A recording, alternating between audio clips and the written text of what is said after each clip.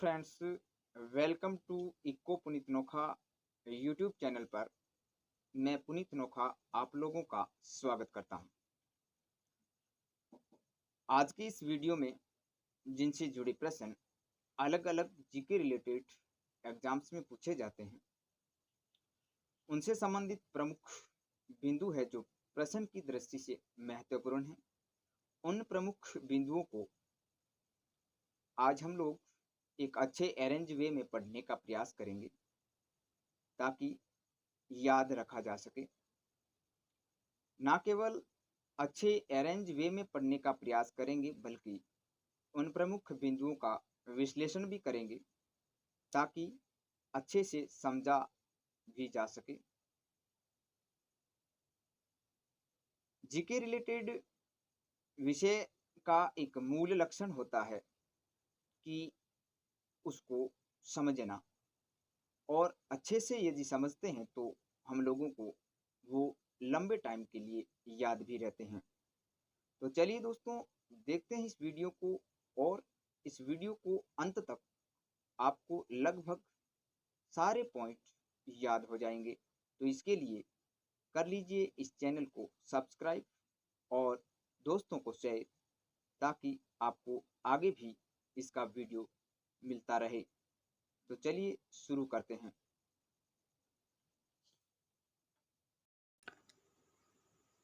आज के इस वीडियो में जो है सल्तनत काल का प्रशासन,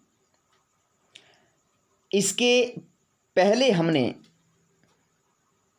अलग अलग वीडियो के क्रम में सल्तनत के क्रम में विभिन्न जो 5 जो वंश थे उसको हमने पढ़ लिया था, और इसके अलावा उस वंश से जुड़े जितने भी महत्वपूर्ण बिंदु थे उसको भी हमने समझ लिया था।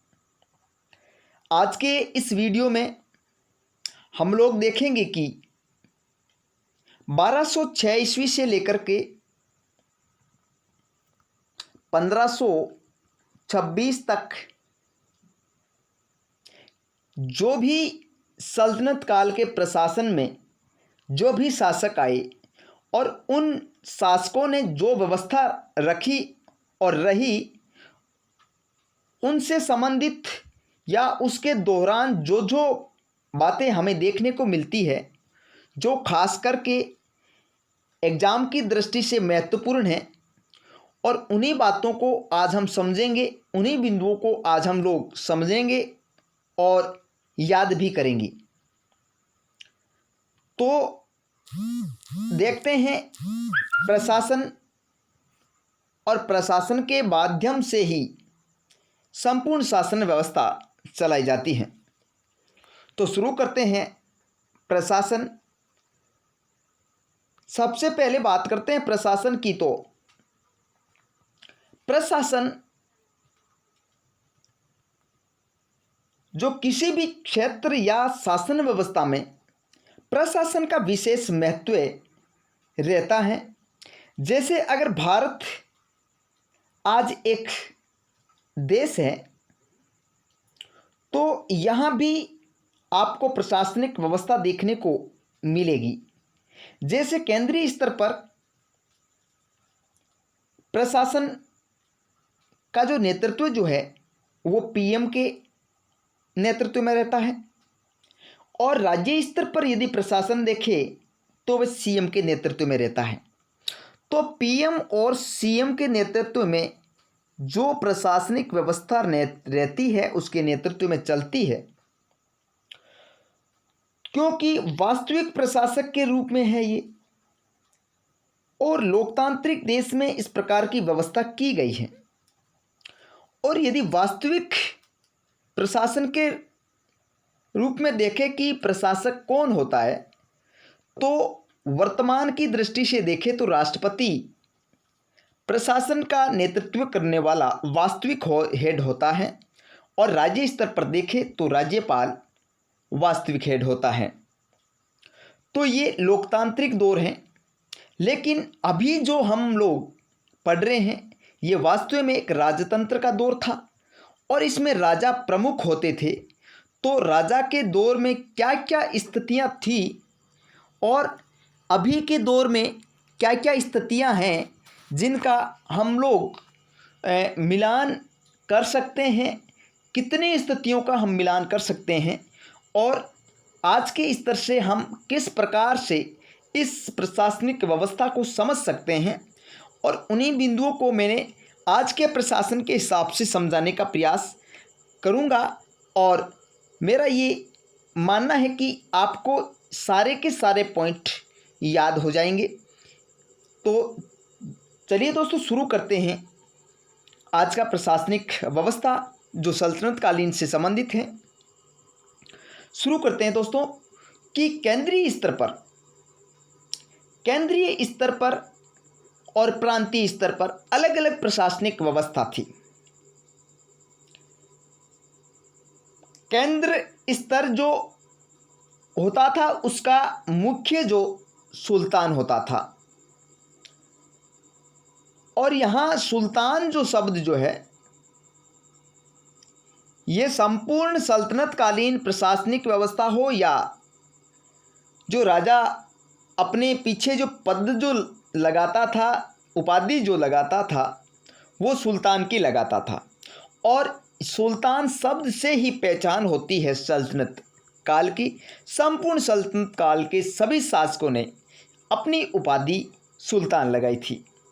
तो सुल्तान अर्थात राजा केंद्र स्तर पर मुख्य होता था, लेकिन इसके बाद जो अगला इसका स्तर होता था वो प्रांत स्तर होता था, और प्रांत कई इक्ताओं में बंटा होता था।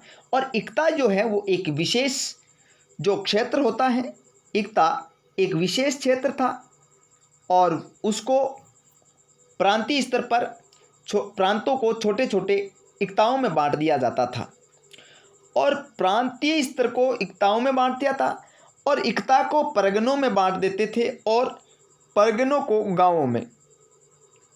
और यहाँ गांवों का जो मुखिया होता था उसको चौधरी कहा जाता था, यानी कि राजस्व एकत्रित करना ये सारा का सारा काम चौधरी का होता था। लेकिन क्या वह राजा स्वयं अकेला कार्य करता था, सारे के सारे प्रशासन को खुद अकेला समझाता था या संभालता था? नहीं जी, क्योंकि आज के स्तर में देखें तो प्रधानमंत्री के सहायता के लिए और उसको कुछ सलाह देने के लिए एक मंत्री परिषद होती है। उसी प्रकार से उस राजतंत्र के दौर में सल्तनत काल के शासन काल के अंदर मंत्री परिषद होती थी, जिसका नाम मजलिस ए खलवत रखा जाता था। उस मंत्री परिषद का नाम पूछ सकते हैं, मजलिस ए खलवत। और उसमें कुछ अलग अलग पद बना दिए जाते थे, जैसे कि राजस्व विभाग का अलग पद, जिसका नाम जो है वो इस क्वेश्चन की दृष्टि से महत्वपूर्ण है, जैसे वजीर नाम। विभाग का नाम भी पूछ सकते हैं, तो ये भी एक महत्वपूर्ण है। सैन्य विभाग अलग होता था, इनका विदेशी जो वार्ता से संबंधित विभाग भी अलग होता था। तो चलिए दोस्तों, हम शुरू करते हैं कि प्रथम जो ऐसा विभाग जिसके प्रधान का नाम जो महत्वपूर्ण है एग्जाम की दृष्टि से, वो है वजीर। वजीर आज के हिसाब से एक वित्त मंत्री जो है वर्तमान में, उसको उस समय वजीर कहा जाता था। यानी उस समय वजीर कौन था? आज के वित्त मंत्री के हिसाब से देखें तो प्रधानमंत्री हो सकता था, और प्रधानमंत्री के अलावा भी हो सकता था, और उसको दीवान ए विजारत कहा जाता था, जो राजस्व विभाग से संबंधित था। और दीवान ए विजारत एक राजस्व विभाग था। विभाग का नाम दीवान ए विजारत, और उसके प्रधान का नाम जैसे वित्त मंत्री है उसी प्रकार वजीर। दूसरा, आरिज ए मुमालिक, जो सैन्य विभाग का प्रधान होता था। इसका नाम याद रखना है कि उस प्रधान का नाम, सैन्य विभाग के जो प्रधान है उसका नाम क्या है? आरिज ए मुमालिक। उसी प्रकार विदेशी वार्ता से संबंधित जो विभाग होता था उसके प्रधान का जो नाम होता था वो दीवान ए रिसालत। दीवान ए रिसालत बहुत महत्वपूर्ण है। जो पत्र व्यवहार का प्रधान था यानी कि उस विभाग का नाम दीवान ए इंसा। जो पत्र व्यवहार का प्रधान यानी जो पत्रों का आदान प्रदान करने वाला जो व्यक्ति था उसको दीवान ए इंसा नामक विभाग दिया जाता था। और यह वर्तमान में जो डाक विभाग हैं, जो डाक से संबंधित हैं, उसको कहा जाता है। और उस व्यक्ति को कहा जाता था दबीर ए खास। दबीर ए खास, दबीर ए खास के नाम से जाना जाता था। अगला धर्म विभाग, जो धर्म को महत्व देते थे। हालांकि अलाउद्दीन खिलजी ने धर्म को इतना महत्व नहीं दिया था, फिर भी मोहम्मद बिन तुगलक ने भी महत्व दिया था। तो धर्म विभाग प्रधान जो होता था उसको सदर उस सुदूर कहा जाता था। सदर उस सुदूर। जो न्याय विभाग का प्रधान था, जो धार्मिक न्याय के से संबंधित, तो काजी उल कुजात, काजी उल कुजात कहा जाता था। वरीद ए मुमालिक यानी जो सरकार को सहायता करते थे, एक गुप्त रूप से सूचनाएं एकत्रित करके सरकार को देना, और यह काम गुप्तचर जो होते थे उनका होता था। और उसका जो विभाग होता था गुप्तचर विभाग, उसका प्रधान जिसका नाम वरीद ए मुमालिक कहा जाता था। वरीद ए मुमालिक गुप्तचर विभाग के प्रधान को कहा जाता था। इसी प्रकार सल्तनतकालीन प्रशासनिक व्यवस्था के अंदर कर व्यवस्था अर्थात राजस्व व्यवस्था भी अच्छी थी, सुदृढ़ थी। और अलग अलग व्यक्तियों ने अलग अलग प्रकार से राजस्व व्यवस्था को बनाए रखा अपने प्रभाव से। तो उसके अंदर मैंने 5 जो करों को लिए हैं जो महत्वपूर्ण हैं, और 5 ही कर थे जो संपूर्ण प्रशासनिक व्यवस्था में देखा जा सकता है। लेकिन कुछ लोगों ने, कुछ शासकों ने अलग अलग हिसाब से प्रशासनिक व्यवस्था में जो कर व्यवस्था है उसको स्थापित किया था। जैसे अलाउद्दीन खिलजी ने जो प्रशासनिक व्यवस्था में जो धनवान लोग थे उन लोगों पर अलग कर लगाया था। भूमि कर 1/5 लगाया था, 1/2 कर लगाया था। भूमि कर या कृषि कर 1/2 लगाया था। इसी प्रकार कुतुबुद्दीन जो ऐबक जो है उसने भी 1/2 लगाया था, है ना। कुतुबुद्दीन ऐबक ने दोआब क्षेत्र में 1/2 जो कर व्यवस्था लगाई थी, और धनवानों पर 1/2 व्यवस्था यानी 1/2% कर लगाया गया था। इस प्रकार से कुछ धार्मिक कर भी लगे थे। जो कुल मिलाकर के 5 महत्वपूर्ण जो कर हैं उनको देखते हैं। सबसे पहले उक्स या अक्स जो है वो कर मुसलमानों से लिए जाने वाला एक भूमि कर था। उक्स या अक्स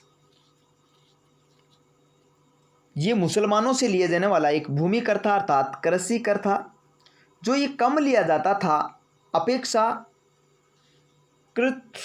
गैर मुसलमानों से। गैर मुसलमानों से ये 1/2 भाग लिया जाता था, तो उनका 1/3 भाग लिया जाता था। इसी प्रकार जो उक्स नामक कर था वो मुसलमानों से लिए जाने वाला एक कृषि कर था, लेकिन जो खराज नामक कर वो गैर मुसलमानों से लिए जाने वाला एक कृषि कर अर्थात भूमि कर था, जो 1/2 लिया जाता था। देखो ये दोनों कर उक्स या अक्स, दूसरा खराज, ये दोनों कर भूमि कर से संबंधित हैं। खराज जो गैर मुसलमान और उक्स मुसलमान। इसके अलावा 2 कर धार्मिक कर है, याद रखने के लिए बहुत ही सरल है। जकात और जजिया। जैसे जकात जैसे जजिया। ज़कात जो है वो मुसलमानों से लिया जाने वाला धार्मिक कर था, जो 1/2 लिया जाता था, और जजिया कर गैर मुसलमानों से लिया जाता था। मुसलमानों के शासनकाल में, मुसलमानों के देश में गैर मुसलमानों के लोगों को धार्मिक सहायता और सुविधा व्यवस्था जो स्थापित करने के लिए जो खर्च लगता था, उस खर्च को जजिया कर के माध्यम से वसूला जाता था। इसके अलावा जो 4 कर ये लिए जाते थे, इसके अलावा एक महत्वपूर्ण कर था जो लिया जाने वाला था, जो राजा को विशेष रूप से दिया जाता था, और इसके अलावा सैनिक लिया करते थे। तो वो 5वां कर है खम्स।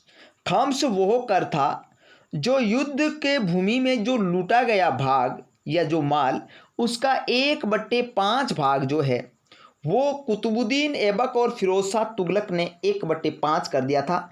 बाकी भाग सेना ले सकती है, लेकिन अलाउद्दीन खिलजी ने कहा था कि 1/5 भाग जो है वो सेना ले, अर्थात बाकी बचा हुआ भाग राजा को दिया जाए।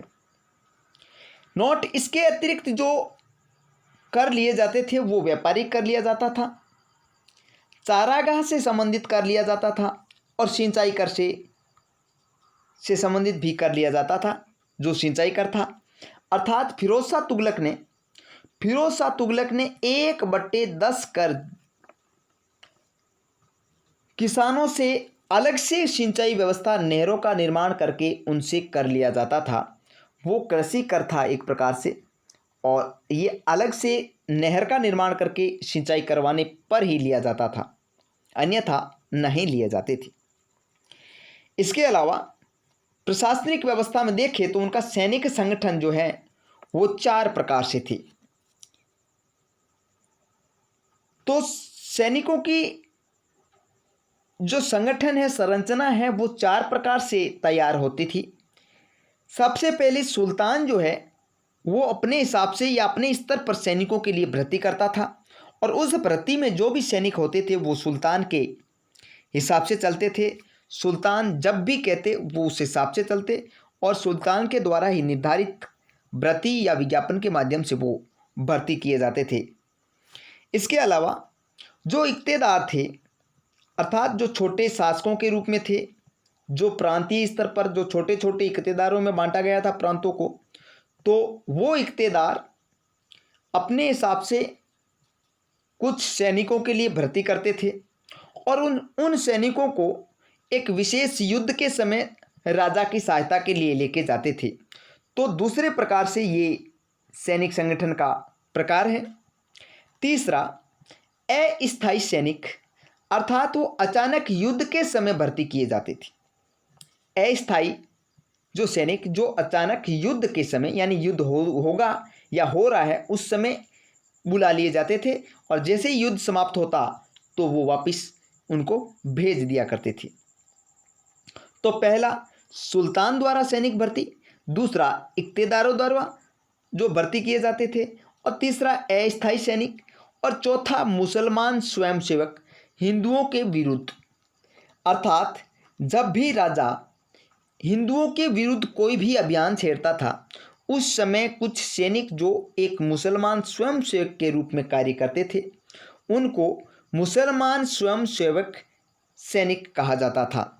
अर्थात ये 4 प्रकार के सैनिक जो सल्तनतकालीन प्रशासनिक व्यवस्था में देखने को मिलती हैं। आगे सेना के 3 भाग थे, यानी सेना के 3 भाग थे। सेना 3 रूप में दिखाई पड़ती है। कैसे? सबसे पहले घुड़सवार के रूप में, अर्थात घोड़ों पर सवार सेना, गज सेना के रूप में, अर्थात हाथी पर सवार सेना, और पैदल सैनिक जो सर्वाधिक संख्या में थे, पैदल सैनिक। इस प्रकार सेना के 3 भाग थे।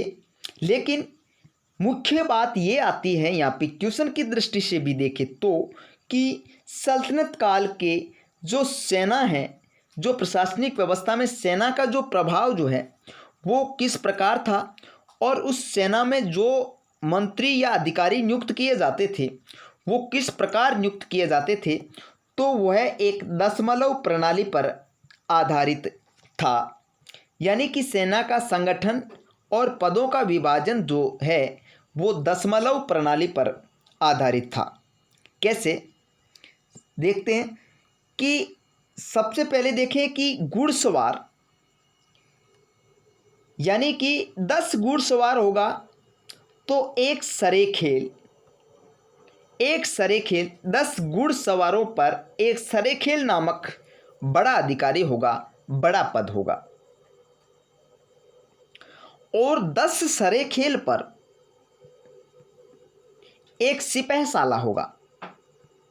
10 सरेखेल पर एक सिपहसाला अर्थात दशमलव प्रणाली, इसी को कहा जाता है 10 पर 1। 10 सिपहसाला, इस पर एक अमीर होगा। एक अमीर पर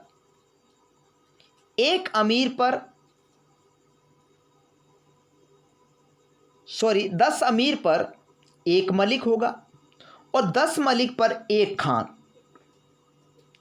अर्थात ये जो मैंने बताई है सेम ही घुड़सवार जो गज सेना है या पैदल सेना है, सेम ही दशमलव प्रणाली के तहत ही पदों का और संगठन का विभाजन किया जाता था। लेकिन ये जो मैंने बताया है मुख्य रूप से घुड़सवार से संबंधित है। देखते हैं सल्तनतकालीन प्रशासनिक व्यवस्था के अंदर जो न्याय व्यवस्था है, जो दंड व्यवस्था है, वो किस प्रकार हुआ करती थी। तो राज्य का सबसे प्रधान जो न्यायाधीश स्वयं सुल्तान हुआ करता था, लेकिन कभी कभार सुल्तान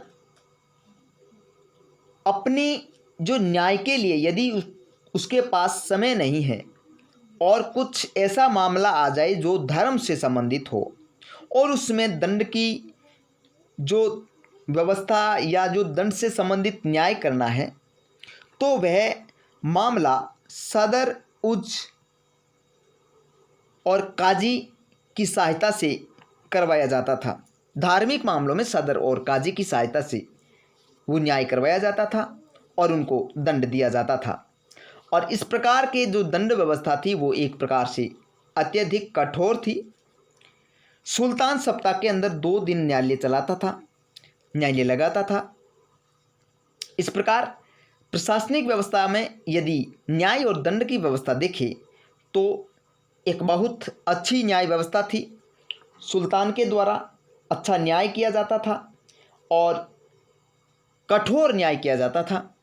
यानी कि अंग काट देना या मांस काट देना या जो अपराध किया है वैसा का वैसा अपराध करना, यानी किसी व्यक्ति ने किसी के साथ बलात्कार किया है तो उसके हिसाब से उसको दोहरा दंड देना, या किसी ने किसी को पीटा है तो उसका मांस काट देना, अंगुली काट देना, हाथ काट देना। इस प्रकार का कठोर दंड था।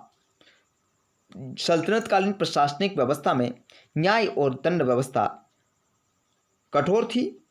इसके अलावा विभाग देखें, यानी कि अलग अलग व्यक्तियों ने अपने अपने शासनकाल के अंदर कुछ विभागों की रचना की है। जैसे दीवान ए मुस्तखराज जो वित्त से संबंधित था, और वित्त हमने पढ़ा था अलाउद्दीन खिलजी का वीडियो, जो बाजार व्यवस्था से संबंधित अलाउद्दीन खिलजी एक महत्वपूर्ण शासक था जो बाजार व्यवस्था को इतना सुदृढ़ किया था। और सुदृढ़ तभी होगा जब वित्त होगा, तो वित्त विभाग सबसे पहले इसने बनाया और उस विभाग का नाम दीवान ए मुस्तखराज। ये भी आपको याद रखना है कि दीवान ए मुस्तखराज विभाग किसने बनाया, तो अलाउद्दीन खिलजी ने। और ये किससे संबंधित है, तो यह वित्त से संबंधित है, बाजार से संबंधित है। दूसरा दीवान ए कोही जो मोहम्मद बिन तुगलक ने बनाया था, जिसको कृषि विभाग से संबंधित था। यानी अपने कृषि विकास के लिए या अपने कृषि विकास के माध्यम से अपने राज्य में, अपने प्रशासन में जो वित्तीय व्यवस्था को मजबूत करने के लिए उसने कृषि विकास को महत्व दिया और उसके लिए दीवान ए कोही नामक एक विभाग बनाया। इसके बाद दीवान ए अर्ज जो सैनिकों से संबंधित था विभाग बनाया था अलाउद्दीन खिलजी बलबन ने। अलाउद्दीन खिलजी के बाद एक बलबन एक महत्वाकांक्षी शासक था। इसके बाद दीवान ए बंदगाह जो फिरोज शाह तुगलक ने बनाया था, जिसमें सर्वाधिक 1,80,000 दासों को रखने का कार्यक्रम था। हालांकि दास सर्वाधिक इसी के शासनकाल में संपूर्ण सल्तनतकालीन प्रशासनिक व्यवस्था में देखे या शासनकाल में देखे तो फिरोज शाह तुगलक के शासनकाल में था और इसीलिए इसने इस विभाग की स्थापना की थी जिसका नाम दीवान-ए बंदगाह। इसके अलावा कुछ महत्वपूर्ण और हैं। दीवान ए खैरात जो फिरोज शाह तुगलक ने ही यानी कि दान देने के लिए इस विभाग की स्थापना की थी और ये जो दान जो था वो एक आर्थिक विभाग था। आर्थिक विभाग था यानी कुछ विधवा या अविवाहित ज़्यादातर लोगों को दान देना, आर्थिक सहायता मुहैया कराना, इसी का काम था। दीवान ए इस्तिहत या इस्तिहात जो एक पेंशन से संबंधित था, ये भी आर्थिक विभाग से संबंधित है। जो पेंशन के रूप में जो गरीबों को या विधवाओं को या जो दिव्यांगों को या अविवाहित लोगों को दी जाती थी, वृद्धजनों को दी जाती थी, तो ये भी फिरोज शाह तुगलक ने ही शुरू की थी। अब यदि सल्तनतकालीन प्रशासनिक व्यवस्था में समाज देखें तो सबसे पहले मुस्लिम समाज यानी ये कई वर्गों में विभाजित था। इसी में भी शिया और सुन्नी मुसलमान थे। जो बाहरी आक्रमण करके जो मुसलमान आए थे वो अपने आप को उच्च वर्ग के मुसलमान मानते थे और जो भारत के यानी जो मूल निवासी थे उनको वो निम्न वर्ग में मानते थे, निम्न मानते थे, अर्थात कई वर्गों में विभाजित था। मुसलमानों भी आपस में ऊंच नीच की भावना थी। दूसरा जो यहाँ का एक अलग धर्म जिसको हिंदू धर्म कहते हैं, हिंदू धर्म काफ़ी जातियों में जकड़ा हुआ था और जातियों में भी कई प्रकार की उपजातियाँ जो हिंदू धर्म को हमेशा से कलंकित करती आई हैं और उस प्रकार की ये जो जातीय व्यवस्था थी वो सल्तनत काल में भी अपने चरमोच्च पर थी। और जो चार जो वर्ण थे वो उस समय भी थे, अर्थात जातीय व्यवस्था हिंदुओं में भी थी, जातियों के अंदर भी जातियां थी। दास और स्त्रियां, यहाँ यदि दासों की बात करें तो दासों को महत्वपूर्ण पदों पर रखा जाता था, सेना के रूप में काम लिया जाता था या कुछ अन्य कार्य दिए जाते थे। स्त्रियों की दशा सल्तनत काल के प्रशासन में या सल्तनत काल के शासन व्यवस्था में कुछ बहुत ही निंदनीय थी। अर्थात एक रजिया सुल्तान के अलावा सभी स्त्रियों को एक संभोग वस्तु के रूप में देखते थे, अर्थात स्त्रियों की जो स्थिति थी वो बहुत नाजुक थी। अर्थव्यवस्था सल्तनतकालीन जो भारतीय प्रशासन के अंदर बात करें तो अर्थव्यवस्था बहुत मजबूत थी, क्योंकि सल्तनत काल के अंदर काफ़ी कृषि विकास हुआ था और कृषि विकास से उद्योगों में वृद्धि हुई थी और उद्योगों के हिसाब से उनकी अर्थव्यवस्था काफ़ी मजबूत हो गई थी। भारत एक समृद्ध देश था उस वक्त और संपूर्ण पैसा जो था वो कृषि और उद्योग और व्यापार से आता था।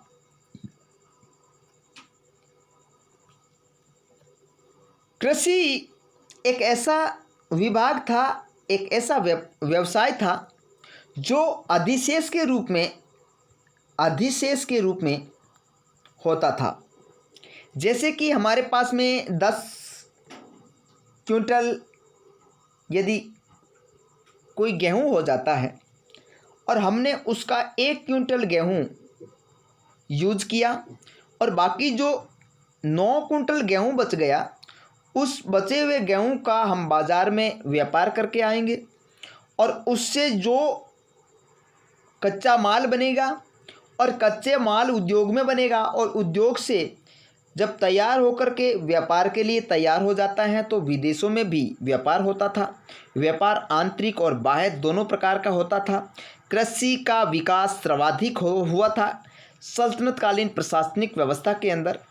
तभी अधिशेष में वृद्धि हुई और अधिशेष में वृद्धि होने से उद्योगों में वृद्धि हो गई थी और उद्योगों से वे व्यापार में हो जाता है और व्यापार आंतरिक और बाह्य दोनों प्रकार का किया जाता था।